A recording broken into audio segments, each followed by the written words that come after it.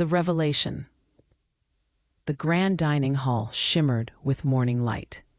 Golden dishes filled the table, and the king sat at its head, his gaze steady and unreadable. Sophia sat beside him, while Mix took a seat at the far end. For a long while, silence filled the room, only the faint clatter of silverware breaking it. Then the king finally spoke. "I'm impressed, mortal," he said, his tone cool but honest.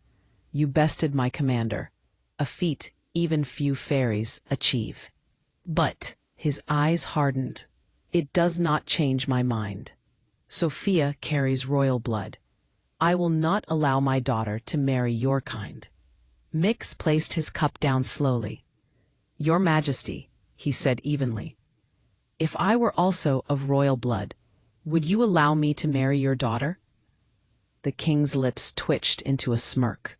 "Ha! Even if you were the highest ruler in the mortal world, I would still refuse. Our worlds are not the same." He leaned back, laughing. The sound echoed through the hall, proud and mocking. But Mix didn't laugh. He stood, calm, but his eyes burned with quiet strength. "Then tell me, Your Majesty," he said, voice firm, "why do I feel I am higher than you?" The king's laughter stopped abruptly. The room fell silent. "Do you think so?" the king said, leaning forward, his tone sharp. "A mortal claiming superiority over the crown of the fairies?" Mix said nothing.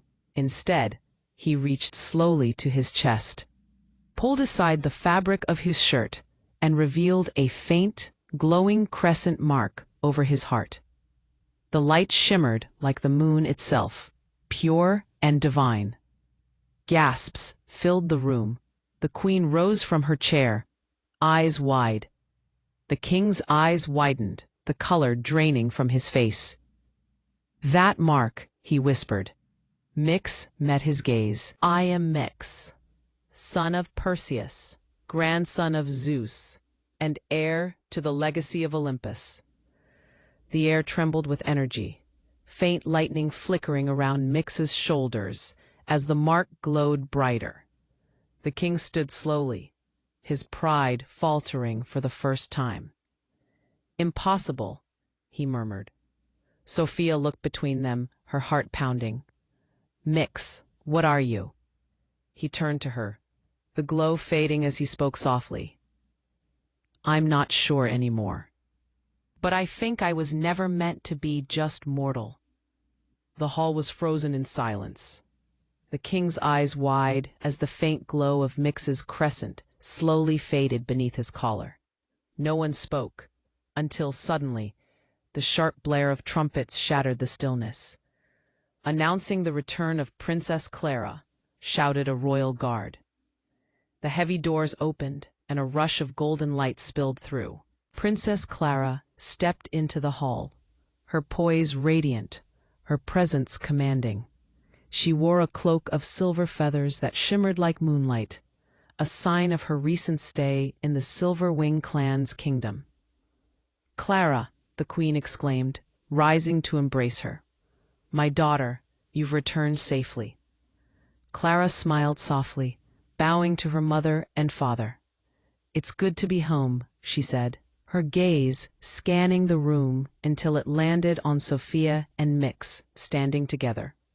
Sophia stepped forward eagerly.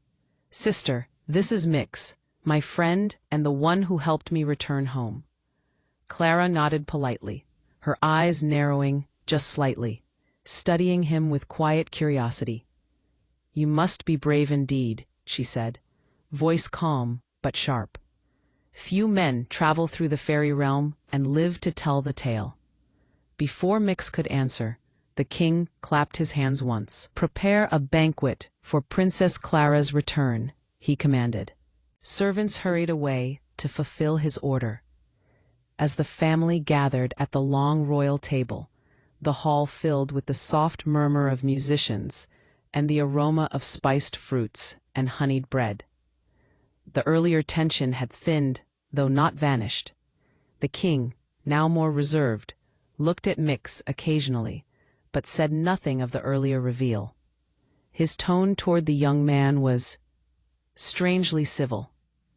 Clara spoke during the feast, her voice carrying easily through the hall. "Father," she said, "Prince Aaron of the Silverwing clan sends his greetings. He will arrive in 3 days to discuss the marriage proposal for Sophia." The room went quiet again.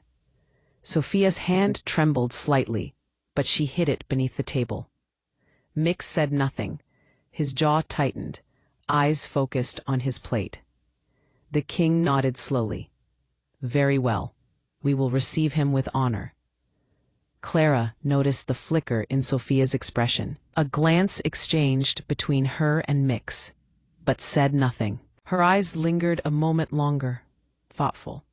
Later that night, when the moon was high and the palace had grown quiet, Sophia found Mix sitting in the garden beneath a tree of silver blossoms. The glow from the petals danced over his face, soft and distant. "Mix," she said gently, stepping closer. He looked up at her and smiled faintly. "I didn't expect tonight to go so peacefully." Sophia sat beside him, her voice hushed. "Father's pretending nothing happened. But I know he's thinking deeply about what you revealed. He just hides it well." Mix nodded. "Maybe that's for the best. There's enough on his mind already." For a long moment, they sat in silence, listening to the soft hum of the fairy realm around them.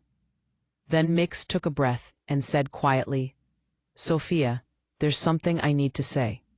She turned toward him, eyes reflecting the moonlight. "I don't know what will happen in the next few days," he said, "but I can't keep this to myself anymore. I've fallen for you, Sophia." Her eyes widened, then softened. "Mix, I know I shouldn't," he continued. "Not with who you are, not with the path you're meant to walk. But when I'm with you, it feels right." Sophia's lips curved into a trembling smile. "You think you're the only one who feels that way?" For a heartbeat, neither spoke. Then she reached out, gently placing her hand over his. "Whatever happens, I'll face it with you." The soft breeze carried the scent of silver blossoms between them. The moment lingered, tender, fragile, full of unspoken hope. When the night grew colder, Sophia stood and whispered, "You should rest now. Tomorrow will be another long day." Mix nodded, rising to his feet. "Good night, Sophia." She smiled, softly. "Good night, Mix." As she led him back toward his chamber, the moonlight followed them, silver and silent, unaware that 3 days from now, their world would begin to change forever.